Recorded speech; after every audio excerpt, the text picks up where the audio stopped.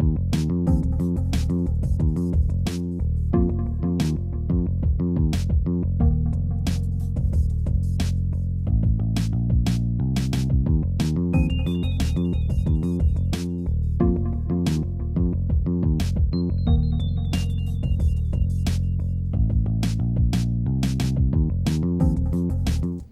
right, guys, welcome back to another episode of Meet the Candidate. Tonight's candidate is Sandra Golden. She is running for Second Chief, and she is also currently the Mvskoke District Seat B National Council Representative.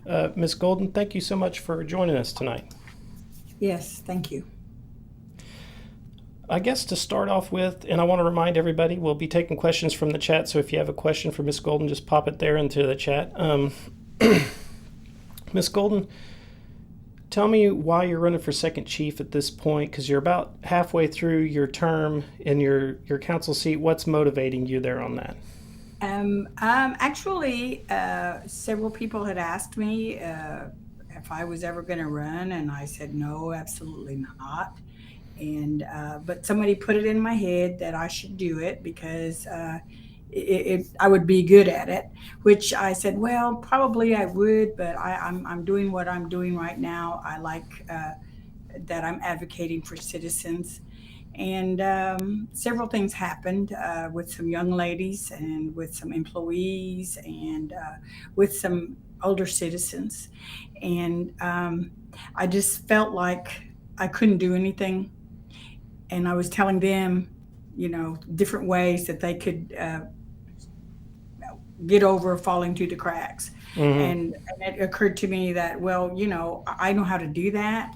And I have some answers on how to repair that or fix it or improve it. Mm-hmm. And so that morning, I just decided to do it. It was the last day to file. Went to the bank and took all my little letters and papers and documents, and I took it over there and I filed. So that's some of part of the reason. Yeah. Okay. So some of those things that you're going to fix, what are they? What are your plans if you're elected? Well, my plans are something that I had started already, and that was to get face to face with citizens to find out what their needs are, to find out what problems they're having, and try to prioritize them, because some of the things that are happening were happening 20 years ago, and we're still happening.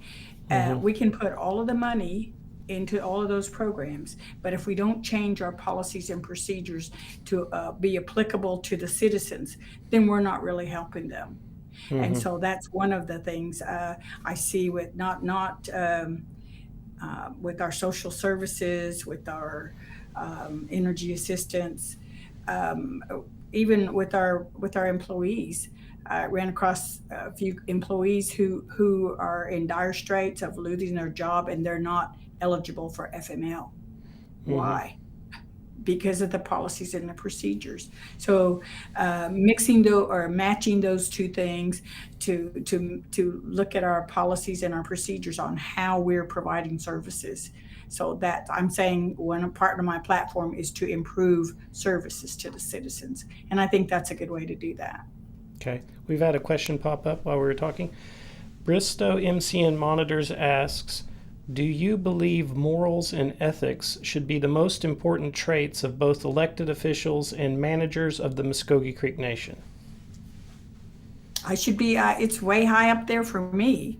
I think when I got on the council, that was one of the things that we discussed, and we vote on it. Of course, we vote on ourselves. And so things that some of us think are really important fall by the wayside because we have to vote as a whole. And I myself hold myself to a higher standard than most people do, because I've worked with national organizations. I've done a lot of traveling in my past, and my name is all I have for me. So if something I do or something that I don't do, it's a reflection on me. It comes back to my name. And so that's always been a very high priority for me, for myself.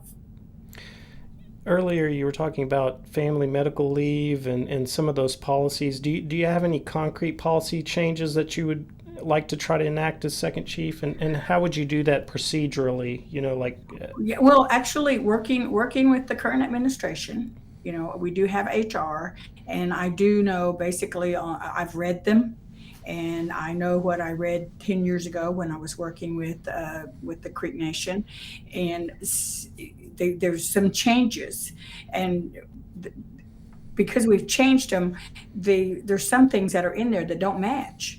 You know, like when you employ people, it used to be 90 days before they become permanent full time. Now it's 60 days.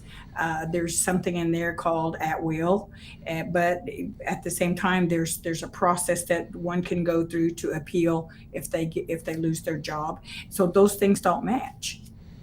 So we need to take a really hard look at that. And I, we not only have to work with the administration, we have to work with the council as well, because we're all, we need to get our ducks in a row. And some of the things that we do on the council side, the administration doesn't implement them because they don't understand it, or we didn't talk with them, something happened. So we need to start a conversation and connect those dots for that. Okay. So with your current term, right, if you win your seat as second chief, there'll be a vacancy there. What would you say to your constituents in Mvskoke district about that? If they're like, like we elected you, and now we've got to pick a whole different person.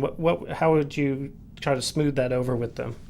Well, I know that I could really smooth it over. When I thought about doing this, that was one of the considerations. And so I'm looking at how old I am and what my priorities are as a person with a grandchild. And she's just 2, and I want to spend as much time as I can with her. But at the same time, maybe 4 years from now or 2 years from now, I'm 73 years old. My health could fail, whatever happens. So I feel like right now is when I can make my best contribution. As far if I'm still the council member, I'm satisfied with doing that. Again, when I applied for this position, it's so that I can do more, and I feel like I can. Okay, we've had a question pop up here. Eufaula MCN Monitors asks, the citizens of the Mvskoke Creek Nation did not learn about Representative Huff's criminal misdemeanors until after candidate filing dates. When did you know about his legal problems? After, like everybody else did. Okay. Do you think that the council is doing enough on that front, handling these types of problems with councilmen with misdemeanors and DUIs and things like that? Well, in the past, I guess everybody knows that there was a lawsuit with the council, and it was the past one of the Mvskoke representatives. And although the council itself attempted to admonish this problem with that person, basically the court says you can't do anything, because he's an elected official. So the citizens are the ones that have to say something. Right. And just to clarify, guys, I believe you're referring to Representative Scott. Yes. Yeah. So the National Council tried to conduct impeachment proceedings on Representative Scott. Representative Scott sued the council. It went all the way to the Mvskoke Creek Nation Supreme Court, and the Supreme Court declared that the procedures that the council used to impeach Representative Scott were unconstitutional. And then there's also a separate criminal case that if you've been watching Lawyered Up, we've been covering it. And there's going to be a Lawyered Up next week about developments in that case. So tune in if you want to see that. Sorry, I just got to clear up some information. Okay, yeah, good, because you know more than I do. I haven't really paid attention to it, except that what I read in the paper. And I did get questions about it. And, even when I was running, and I said, I don't like to judge people. I can only judge myself. But I understand that, there are, if you have a business or you have something going on the side, and you involve that in something that you're being paid for, and then you're getting paid for over there, it's not okay. That's a conflict. And so, but we don't really have any fine guidance on that, and obviously our codes says that's there's some loose ends that have never been tied up, and maybe people like it that way because they can continue to slide through the cracks. And I Well, say if we make our just we on make that our on that note, the misdemeanors that you're referring to with Representative Scott, the monies that they are saying that he shouldn't have gotten through conflict of interest, that both of those, all of those transactions were approved by the National Council and the principal chief at the time. So just to disambiguate that for the audience. I wasn't on the council then, but Mm-hmm. but there are checks and balances, and so somebody reviews that. So it goes deeper than some of us really realize, Mm-hmm. and that's what I mean about the ends. There's some ends that are open that people can just slide through, and they know what those are, and so it's politics. You scratch my back, I scratch yours, and that's kind of how it works. And we have to stop it. We can't do that. But Mm-hmm. it's incumbent upon ourselves that we say we're not going to do that, and we need to make sure that not only can I not do it, but anybody else on this council can do it as well. Right. Our administration, same thing. Mm-hmm. You know. We've had some questions pop up while we were chatting there. You follow MCN Monitors asks, you voted yes to confirm Jerry Wisner is the MCN AG. Would you vote yes for her again, knowing that she was sanctioned and personally fined $500 for intimidation of an MCN district court judge? I actually abstained because she's from Willika, and her mom and I were really good friends, so that's why I abstained. But had I been able to vote for her first, I would have said no, and I would not approve her again. All right. You follow MCN Monitors, or I'm sorry, Okima MCN Monitors has a question for you. Our financial situation unknown because of severe lack of up-to-date audits that are mandated by the MCN Constitution. What is your opinion of who bears the responsibility for this non-compliance? The administration and the council. And I will say I've been one of those because I've been involved in audits before. I have some financial background, accounting, business, and I do know that when you don't have your audits, it affects all of your loans with the banks. It affects all of your funding that you get from federal agencies, and I don't know that we get any from any other projects like Robert Wood Johnson Foundation or somebody like that. But I used to work with them as well with the University of Colorado, and they're very strict. If you don't turn in your audits on time and it's on a fiscal year basis, then you get a strike against you. The next time you do that, they take your funds. They don't give you any more. Mm-hmm. And it's hard to get back on that list to get those funds. Yes. And just for the audience too, Mvskoke Media recently published a story about a couple of the audits that are late by code. So if you want to go to our website, you can check that out. On that story, as a councilman, I know that they recently had a planning session where Patricia Killian, who's a controller, came in and gave a report on those audits. Is there any information that you want to share with the audience about that particular topic, or can share? Well, for me, I was not okay with what I heard, and as a matter of fact, I said, well, now I know more than I did know, and I feel very strongly that we're at a crisis, and we shouldn't just say, oh well, we hope that we'll get this done. No, it should have been a priority already the first time we didn't get it in on time, Okay. and it continues to be high priority, needs to be. All right. We've had some questions pop up here. Vacanza Italiana asks, what kind of services and resources do you feel should be made available to tribal citizens that reside outside of Oklahoma? We should have all of our tribal monies are available for all of our services. Now, because we get the federal funds, those are just tied to our reservation. But everything that are tribal funds, there's a law that says it's available to them. Now, I don't know if we run out of money. I don't know if it's policies and guidelines that says, there's only so many people get it that are in Oklahoma for out large, and then we go out to other states. But certainly, and I really think that if we used our funds wisely, that we could provide more services, and we need to, because we ask them for their vote. I used to live out there. I know, because I've lived all over, and then I couldn't even get a job. And when I finally did get assistance for education, it was my last year in graduate school. So pretty much I did it but I still wanted to come back and work for the Mvskoke Creek Nation, because I said, it's our great nation, and whatever I can contribute, that's what I want to do. Okay. Had a couple of questions pop up here. Okemah MCN Monitors asks, if an MCN employee runs for an elected office, they must take an unpaid leave of absence. You really are an employee of the MCN. Should the same rules and laws apply to representatives seeking higher position? I would say yes. When we figure how to do that, the unfortunate part is that you can't enforce some of the guidelines that you make. But people have to sit down and look at that very closely, and agree on it. And unfortunately, there's not going to be enough people that would agree on that.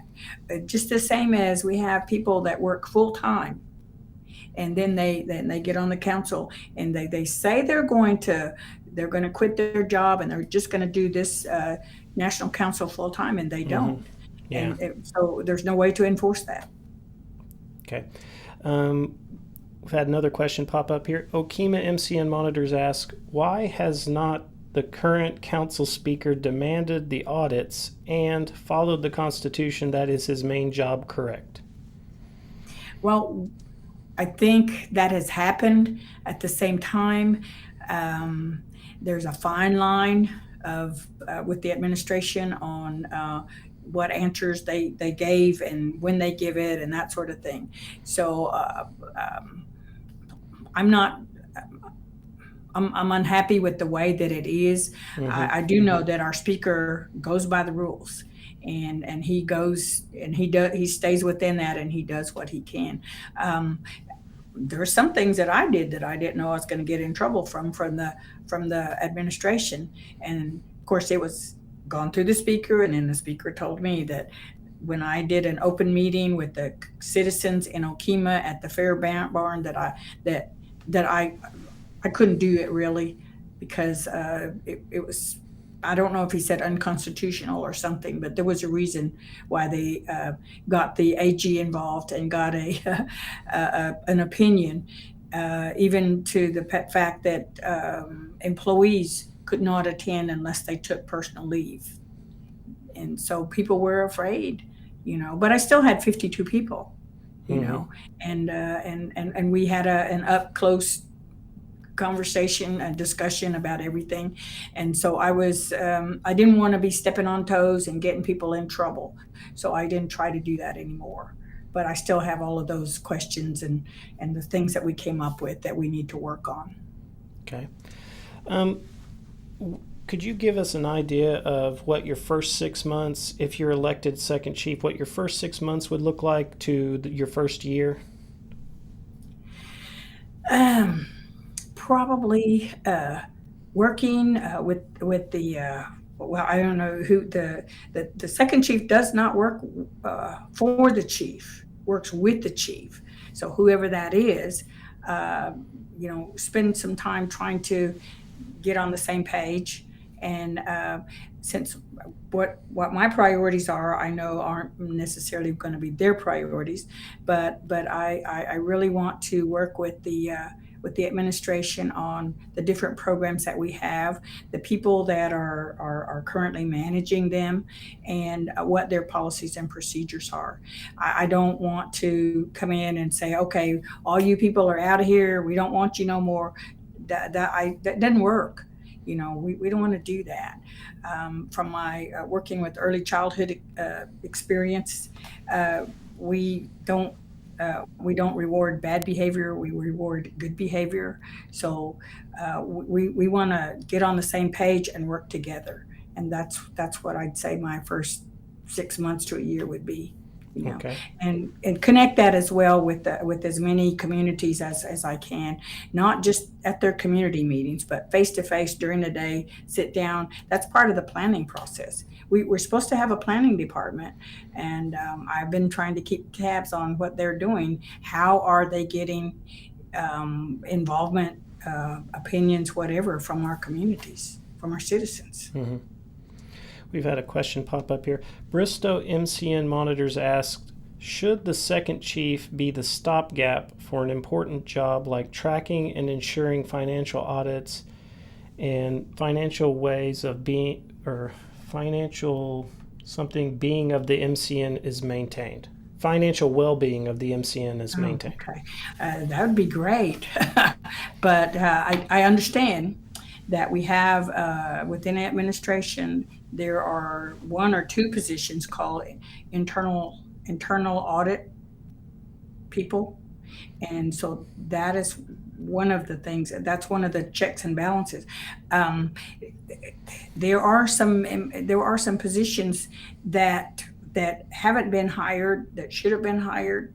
And so my thing is for the second chief, because I don't really know what, there's not really a job description for the second chief. And in the past, I've kind of wondered what they do and what they don't do. And so it's something that the second chief has to carve out, but certainly financial bird dogging, if you will, would be one of the things.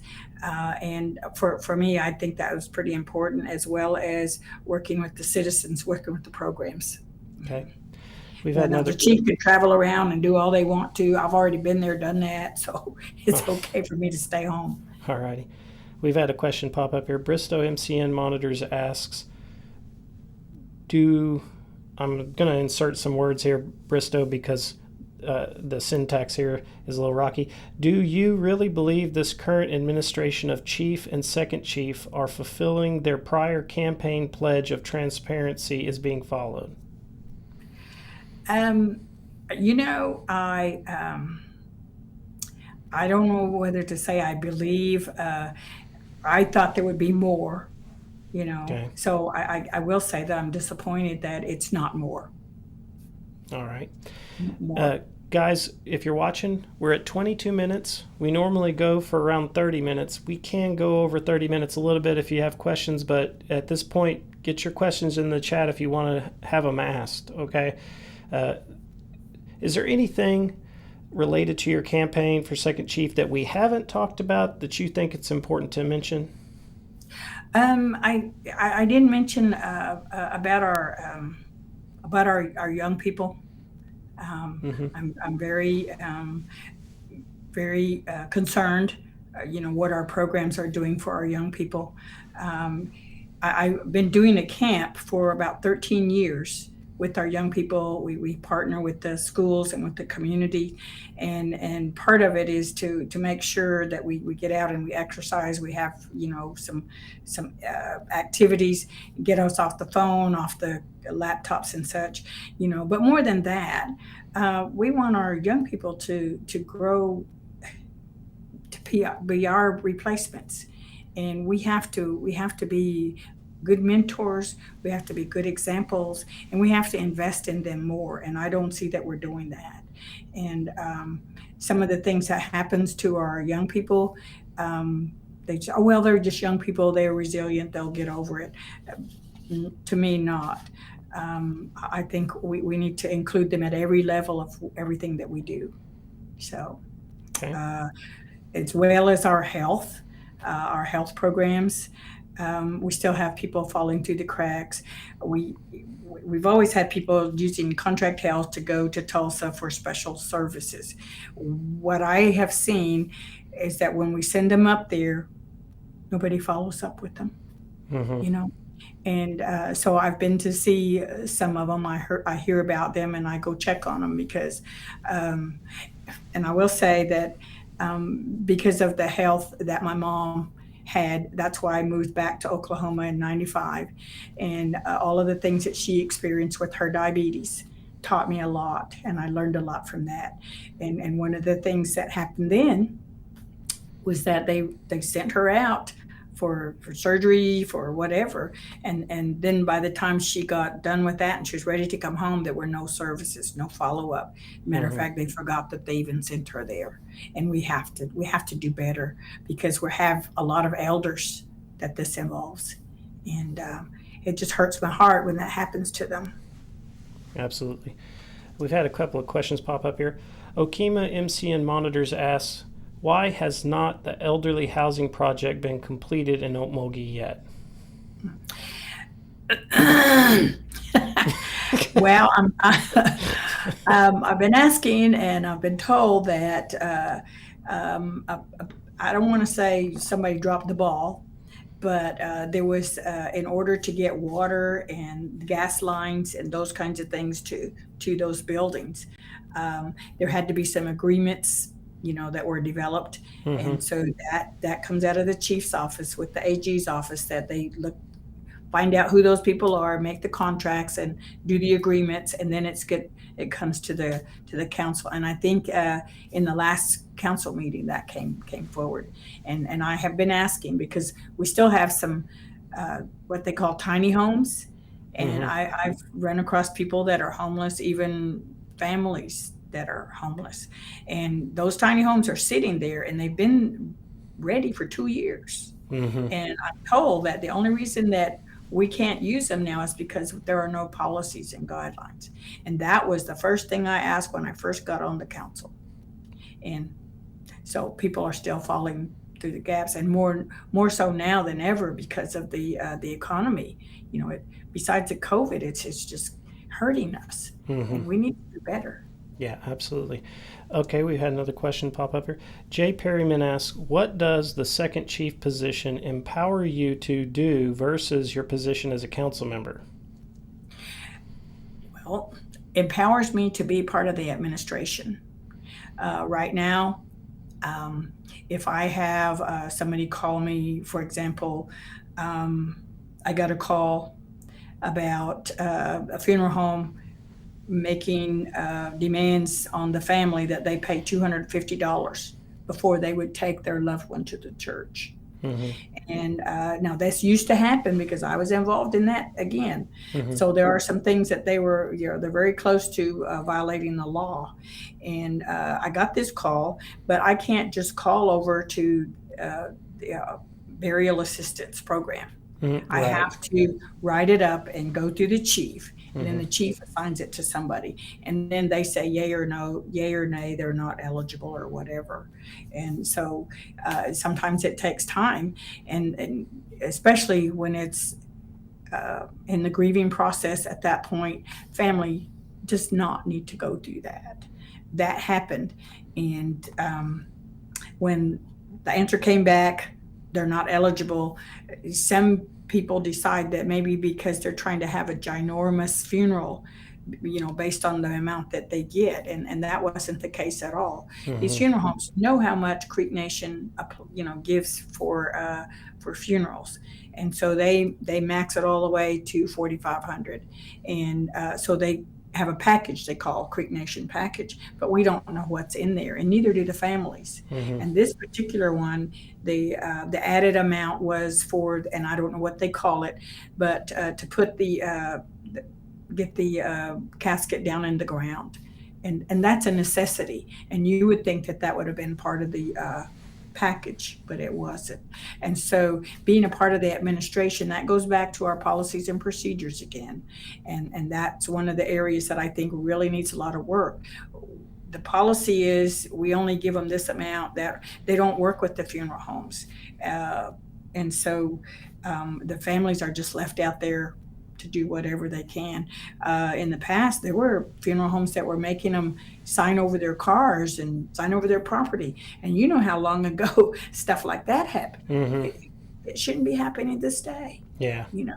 But we're with our, without changing those things, this is the kind of stuff we're putting our citizens through, and we should not be doing that. Okay.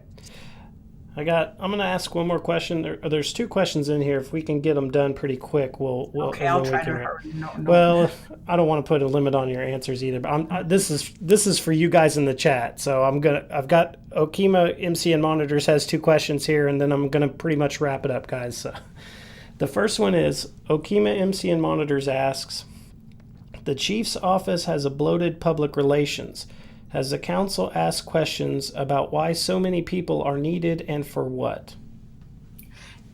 Yes and yes. But again, we would get the pat answers, and so there's nothing we can do about it, because that's his administration. They can do whatever they wanted to order implement those programs, and so this is who they say they need, and that's it. Okay. There's contracts with some, yeah, but anyway. Well, and just a little bit of a follow-up on that. If you were elected second chief, are you going to address that issue? Absolutely. Okay. So let's see here. Okima MCN Monitors asks the second question. The MCN chief spent $8 million on a recreation place in Tulsa. Should that money have been spent for a real homeless place for our citizens? I don't know what that's referring to myself, but do you think that the tribe should spend some money on a homeless shelter for citizens, I'm assuming in the Tulsa area? Oh yeah, yeah. I've been trying to work with some people that I know that are that work with homeless in Tulsa. I go up there, and I've been doing that thing that they do every year for Thanksgiving. But I have family that's homeless in Tulsa. Mm-hmm. And of course, I've asked, well, like, where do you go? Where do you get your clothes? And one of the things, of course, they tell me, and I say, well, it is true, because when they go and they need help, we have the people that are helping them ask for all this information, which they don't have. They don't have citizenship cards. They don't have anything to get a phone with. They have to get a phone. Then they can't. If they don't have a phone, they can't get food. So there's little things that they need help with. But when we're not just talking about having a house, we're talking about being able to connect them to some services as well. And we don't do that we don't do it at all. Yeah, pretty much. Well, I want to thank you for coming on the program tonight. And for you guys, I currently don't have another Meet the Candidate scheduled. If you're a candidate and you're watching this, you need to hurry up and contact me through the email that I sent you, and we can get you scheduled, because time's running out. In fact, there are probably a lot of absentee voters who've already mailed their ballots back. So, but there are slots in the time schedule open. And I'm going to be scheduling people probably all the way up until the 7th of September. So if you guys want to contact me, we can get you scheduled. Next week, there's going to be a lawyered up. It's either going to be on Monday or Tuesday, most likely. And I'm going to talk about Travis Scott and some other things that have developed in the court. So if you're interested in the legal goings on at the district court and the Supreme Court, tune in there and ask your questions. And I want to thank you again, Miss Golden, and I want to thank you guys for watching. So Mado and Chihicha, please. Thank you.